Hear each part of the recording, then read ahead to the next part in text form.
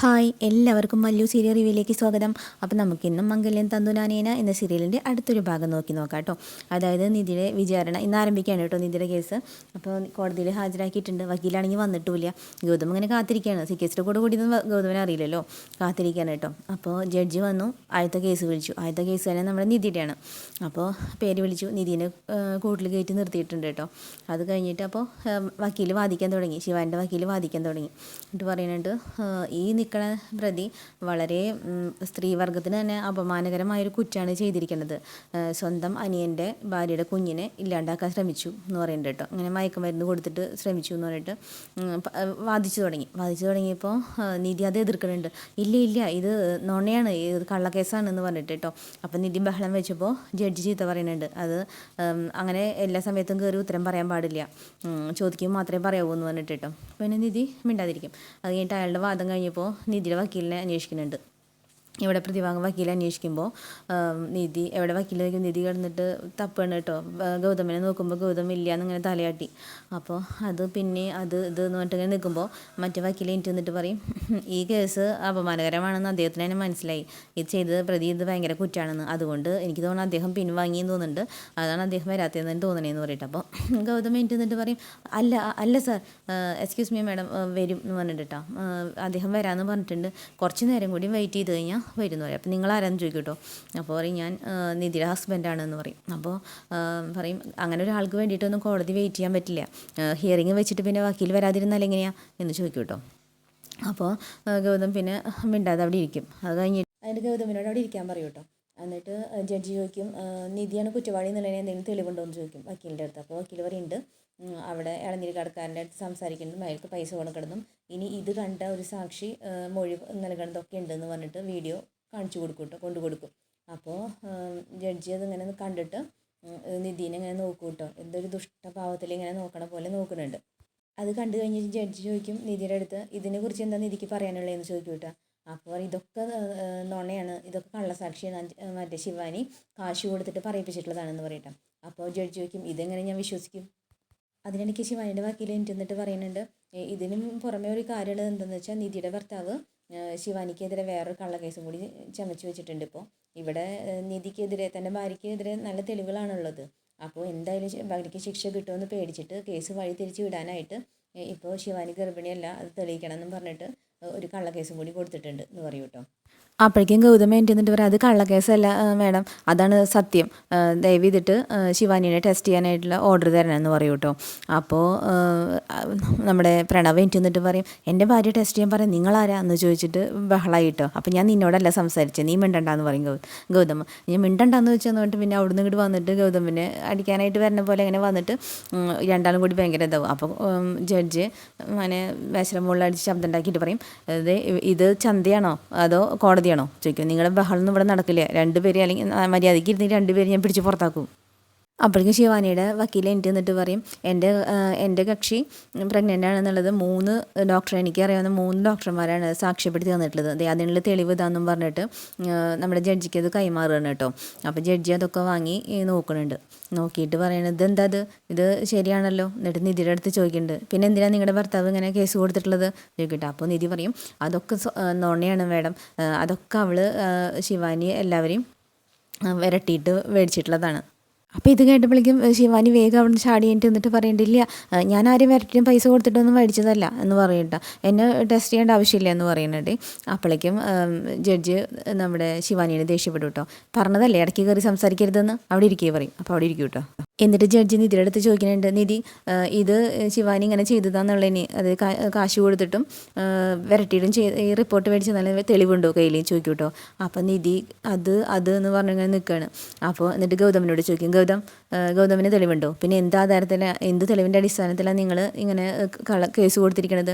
Already നിങ്ങളുടെ ഭാര്യയുടെ ഇതിൽ നല്ല സ്ട്രോങ് ആയിട്ടൊരു കേസുണ്ട്, അത് വാദിക്കാനായിട്ട് വക്കീൽ വന്നിട്ടുമില്ല. അതിനും പുറമെ കോടതിയുടെ സമയം വെറുതെ മെനക്കെടുത്താനായിട്ടാണോ നിങ്ങളിങ്ങനെയൊക്കെ ചെയ്യണത്? അപ്പം നിധി പറയും അല്ല മേഡം ഇത് ശിവാനി എൻ്റെ മേലെ കൊടുത്തത് തന്നിട്ടുള്ളത് കള്ളക്കേസ് തന്നെയാണ്.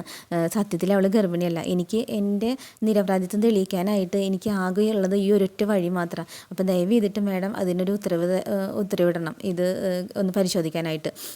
എനിക്ക് തന്നെ നേരിട്ട് അവളൊന്ന് പരിശോധിക്കാൻ ഒരു പ്രാവശ്യം അവളൊന്ന് വിചാരണ ചെയ്യാനുള്ള അവസരം എനിക്ക് ഉണ്ടാക്കി തരണം എന്ന് പറയൂ കേട്ടോ. അത് ഞാൻ തെളിയിച്ച് തരാമെന്ന് പറയൂ കേട്ടോ. അപ്പോഴേക്കും വക്കീൽ എന്നിട്ട് പറയും ഇല്ല മേഡം, ഇത് അനുവദിച്ചു കൊടുക്കരുത്, അങ്ങനെ തെളിയിക്കാനായിട്ട് ഒരു വിചാരണ ചെയ്യാനായിട്ട് ഒരു കുറ്റവാളിക്ക് അനുമതിയില്ല എന്ന് പറയൂ കേട്ടോ. അപ്പോൾ അനുവാദമില്ല എന്ന് പറയുമ്പോൾ നമ്മുടെ നീതി പറയും ആദ്യം തന്നെ മേഡം ഒരു കാര്യം മനസ്സിലാക്കണം, ഞാൻ കുറ്റവാളിയല്ല. എൻ്റെ പേരിൽ കുറ്റം എൻ്റെ മേലെ ചുമത്തപ്പെട്ടിട്ടുണ്ടെന്ന് സത്യമാണ്, പക്ഷെ ഞാൻ ഒരിക്കലും കുറ്റവാളിയായിട്ടില്ല. അപ്പോൾ എനിക്ക് വേണ്ടി വാദിക്കാൻ വക്കീലും ഇല്ല. അപ്പോൾ പിന്നെ ഞാൻ എങ്ങനെ എൻ്റെ പക്ഷം ഞാൻ എങ്ങനെ ആരോട് പറയും, എങ്ങനെ പറഞ്ഞ് മനസ്സിലാക്കും? അപ്പോൾ എനിക്ക് ആകെ ഉള്ളത് ഈ ഒറ്റ വഴി മാത്രമാണ്. ദയവ് ചെയ്തിട്ട് എനിക്ക് ഒരൊറ്റ തവണ ശിവാനീനെ വിചാരണ ചെയ്യാനുള്ള ഒരു അവസരം ഉണ്ടാക്കി തരണം എന്ന് പറയും കേട്ടോ. അപ്പോൾ ജഡ്ജി പറയും അത് നിധിയുടെ കാര്യം വെച്ച് നോക്കുമ്പോൾ, നിധി പറഞ്ഞു നോക്കുമ്പോൾ അത് ശരിയാണ്, നിധിയുടെ ഭാഗത്ത് ന്യായമുണ്ട്. കാരണം വക്കീലിൻ്റെ സ്ഥിതിക്ക് എന്തായാലും തൻ്റെ മേലെ ചുമത്തപ്പെട്ടുള്ള കുറ്റം അത് കള്ളാണെന്ന് തെളിയിക്കാനും ഒക്കെ ഒരു അവസരം കൊടുക്കണമല്ലോ. അപ്പോൾ അതുകൊണ്ട് അവസരം കൊടുക്കാമെന്നും പറഞ്ഞിട്ട് ശിവാനി എന്ന് പറയും. അപ്പം മറ്റേ പേര് വിളിക്കും കേട്ടോ, ശിവാനി എന്ന് പറയുമ്പോൾ ശിവാനി ഇരുന്നിങ്ങനെ ഞെട്ടുകയാണ് കേട്ടോ. ശിവാനി ദൈവമേ ഇനിയിപ്പോൾ അതെങ്ങനെ ഈ എല്ലാവരും മുന്നിൽ വെച്ചിട്ട് എങ്ങനെയെങ്കിലും അങ്ങനെ തെളിഞ്ഞ് കഴിഞ്ഞ് എന്ത് ചെയ്യും എന്നുള്ള ഇതില്ല കേട്ടോ. എന്നിട്ട് ശിവാനി മെല്ലെ ഇങ്ങനെ അപ്പോൾ പ്രണവ് ധൈര്യം കൊടുക്കുന്നുണ്ട് കേട്ടോ. ചെല്ലേ ഒന്നും പേടിക്കേണ്ട, നീ ധൈര്യമായിട്ട് ചെന്നോന്ന് പറഞ്ഞിട്ട് കൊടുക്കുന്നുണ്ട്, ധൈര്യം കൊടുത്ത് വിടുന്നുണ്ട് കേട്ടോ അവിടെ നിന്ന്. അപ്പോൾ നമ്മുടെ ഗൗതം ഇരുന്നിട്ട് പറയാം ചെല്ലേ ഇന്ന് അറിയാടി എന്ന് പറഞ്ഞിട്ട് ഇങ്ങനെ ഇരിക്കുന്നുണ്ട് കേട്ടോ. അങ്ങനെ ശിവാനി നിന്നിട്ടുണ്ട് കേട്ടോ. അപ്പോൾ നമ്മുടെ നിധി അങ്ങോട്ട് ചെല്ലുന്നുണ്ട്. എന്നിട്ട് പറയും ഇവളെ പരിശോധിക്കാൻ എനിക്ക് വേറെ ഡോക്ടറുടെ ആവശ്യമൊന്നുമില്ല, ഞാൻ തന്നെ മതി എന്നും പറഞ്ഞിട്ട് നിധി അങ്ങനെ ഇറങ്ങി ചെല്ലുകയാണ് കേട്ടോ. അപ്പോൾ ഗർഭിണി വയറ് പരിശോധിച്ചാൽ അറിയാം, ഇപ്പോൾ തന്നെ അറിയാമെന്നും പറഞ്ഞിട്ട് നേരെ ചെന്നിട്ട് നോക്കുമ്പോൾ വയറ് ശിവാനി ഇങ്ങനെ സാരി ഇങ്ങനെ ഡ്രസ്സിങ്ങനെ മൂടി പിടിക്കുകയാണ് കേട്ടോ. അപ്പോഴേക്കും പാഡ് വലിച്ചെടുക്കണതായിട്ട് സ്വപ്നം കാണുകയാണ്. പേടിച്ചിട്ട് സ്വപ്നം കാണുകയാണ് നമ്മുടെ ശിവാനി കേട്ടോ. നമ്മൾ വിചാരിക്കും പാഡൊക്കെ ശരിക്കും വലിച്ചെടുത്തു എന്ന് കേട്ടോ. അപ്പോൾ സ്വപ്നം കണ്ടിട്ട് നിൽക്കുമ്പോൾ അപ്പോഴേക്കും ശിവാനി എന്ന് വിളിക്കണം കേട്ടോ. അപ്പോൾ അയ്യോ സ്വപ്നമായിരുന്നു, ദൈവമേ ഇതേപോലെ എന്തെങ്കിലും സംഭവിച്ചു കഴിഞ്ഞാൽ എന്ത് ചെയ്യും എന്നാലോചിച്ചിട്ട് ശിവാനി ഇങ്ങനെ നിൽക്കുകയാണ് കേട്ടോ.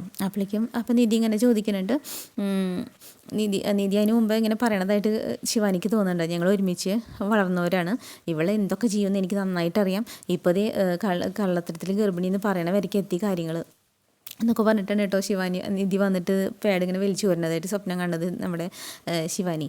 അപ്പോൾ ശിവാനി ഇങ്ങനെ പേടിച്ച് നിൽക്കുന്ന സമയത്ത് നിധി ഇങ്ങനെ ഇറങ്ങി ചെല്ലുന്നുണ്ട് കേട്ടോ. അപ്പോൾ ശിവാനി ദൈവമേ ഞാൻ സ്വപ്നത്തിൽ കണ്ട പോലെ തന്നെ ദേ ഇറങ്ങി വരുന്നുണ്ടല്ലോ. അപ്പോൾ വയറമ്മലേക്ക് ഇങ്ങനെ നോക്കിയിട്ടാണ് കേട്ടോ വരുന്നത്. അപ്പോൾ ചോദിക്കും ശിവാനി നിനക്ക് എത്ര മാസമായി ചോദിക്കും കേട്ടോ. അപ്പോൾ പറയും 3 മാസം. എന്താ സംശയം എന്ന് ചോദിക്കുന്നുണ്ട് കേട്ടോ. അപ്പോൾ പറയും അല്ല വയറിൻ്റെ വലിപ്പം കണ്ടു നോക്കുമ്പോൾ ഒരു കുഞ്ഞാണെങ്കിൽ നീ പറഞ്ഞത് ഓക്കെ, പക്ഷേ 2 കുഞ്ഞാകുമ്പോൾ അത്രയ്ക്ക് വലിപ്പം പോരല്ലോ എന്ന് പറയും കേട്ടോ. അപ്പോൾ ഇങ്ങനെ ശിവാനിങ്ങനെ പൊത്തി പിടിച്ച് നിൽക്കുകയാണ്.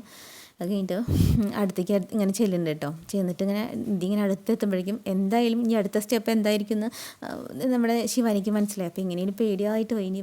അപ്പോൾ ശിവാനി ഇങ്ങനെ എല്ലാവരും ഇങ്ങനെ മാറി മാറി നോക്കുന്നുണ്ട്. അപ്പോൾ ജഡ്ജി ഇങ്ങനെ ശിവാനിനെ നോക്കിക്കൊണ്ടിരിക്കുകയാണ് കേട്ടോ, എക്സ്പ്രഷനൊക്കെ. ആ സമയത്ത് ശിവാനി എന്തെങ്കിലും ഒരു വഴി കാണണമല്ലോ എന്നും പറഞ്ഞിട്ട് എന്തെങ്കിലും രക്ഷപ്പെട്ട് അങ്ങനെ വഴി ആലോചിച്ച് നിൽക്കണം. എൻ്റെ ഇടയ്ക്ക് ദേ കിടക്കണത് തലചിറ്റിയിട്ട് കള്ള തലചിറ്റിലുണ്ടല്ലോ എപ്പോഴും, അതേപോലെ കള്ളത്തരത്തിൽ ബോധം കെട്ടാ വീണു. അപ്പോഴേക്കും പ്രണവ് ഇവിടുന്ന് ഓടി ചെല്ലും, പിടിച്ചു എടുത്തു. എന്നിട്ട് പറയാം അപ്പോൾ എന്ത് പറ്റി എന്താണെന്ന് അറിയില്ല മേഡം എന്ന് പറയാം. അപ്പോൾ വേഗം ഹോസ്പിറ്റലിൽ കൊണ്ടുപോകാൻ പറയും കേട്ടോ. എന്നിട്ട് വേഗം ഹോസ്പിറ്റലിലേക്ക് നമ്മുടെ പ്രണവ് എടുത്തുകൊണ്ട് ഹോസ്പിറ്റലിലേക്ക് വഴിയുണ്ട്. എന്നിട്ട് കാറിൻ്റെ ഫ്രണ്ട് സൈഡിൽ കൊണ്ട് ഇരുത്തിയിട്ടുണ്ട്. അപ്പോൾ എന്നിട്ട് തിരിഞ്ഞു നോക്കിയിട്ട് നമ്മുടെ ഗൗതമ നിധി അവിടെ നിൽക്കണ്ടേ, അവരുടെ അടുത്ത് പറയും എൻ്റെ കുഞ്ഞുങ്ങൾക്ക് വല്ലതും സംഭവിച്ചോ, നിങ്ങളെ വീടില്ല ഞാൻ എന്ന് പറയുന്നുണ്ട് കേട്ടോ. അപ്പോൾ ഒന്ന് പോടാ എന്ന് പറയുന്നുണ്ട് അപ്പം നമ്മുടെ ഗൗതം. എന്നിട്ട് ഓടി ചെന്ന് കാറെടുത്ത് പോയിട്ട് അപ്പോൾ കാറ് വരും മുന്നിൽ കൂടെ ഇങ്ങനെ പോകുമ്പോൾ ശിവാനി ഇങ്ങനെ വിജയിച്ച ഭാവത്തിലിരിക്കുകയാണ് കേട്ടോ. യാതൊരു കുഴപ്പമില്ലാണ്ട് ഇവരോട് കണ്ടു എന്നുള്ളൊരു ഭാവത്തിൽ, പുച്ഛഭാവത്തിലാണ് ഇവരുടെ സൈഡിൽ നിന്ന് നോക്കുമ്പോൾ അങ്ങനെ പോണത് കേട്ടോ. അപ്പോഴേക്കും ഗൗതമിനാണെങ്കിൽ ദേഷ്യം വന്നിട്ട് ഗൗതം പറയുന്നുണ്ട് ഇപ്രാവശ്യം അവളെ രക്ഷപ്പെട്ടു, അടുത്ത പ്രാവശ്യം നോക്കിക്കൊന്നു നിധി, ഞാൻ തീർച്ചയായിട്ടും അവളെ കുരുക്കും എന്ന് പറയുന്നുണ്ട് കേട്ടോ. അപ്പോൾ നിധി ചോദിക്കുന്നത് എന്ത് പറ്റി വക്കീൽ എന്താ നമ്മളെ ചതിച്ചത്, എനിക്കൊന്നും അറിയില്ല നിധി, വിളിച്ചിട്ടാണെങ്കിൽ ഫോൺ എടുക്കണില്ല. ശിവാനി അങ്ങനെ ചെയ്തുകൊണ്ട് കേസാണെങ്കിൽ മാറ്റി വയ്ക്കുകയും ചെയ്തു. അപ്പോൾ വീണ്ടും നിതിനെ ജയിലിലേക്ക് കൊണ്ടുവന്ന് നിൽക്കണം കേട്ടോ. അപ്പോൾ പോലീസുകാർ പറയുന്നുണ്ട് എന്താ ഇവിടെ നിന്നിട്ട് സംസാരിക്കണം, ആ കയറ് വണ്ടിയിൽ കയറുമെന്ന് പറഞ്ഞിട്ട് നിതിനെ പിടിച്ച് വണ്ടിയിൽ കയറ്റുന്നുണ്ട് കേട്ടോ.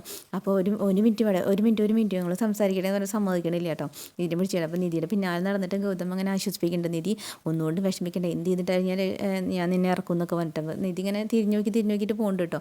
വണ്ടിയിൽ കയറിയിട്ട് നിന്നിട്ടും ഇങ്ങനെ സംസാരിച്ചു, വണ്ടി ഇങ്ങനെ മൂവ് ആകുമ്പോഴും സംസാരിച്ചുകൊണ്ടിരിക്കുകയാണ് നിധിയും ഗൗതം കേട്ടോ.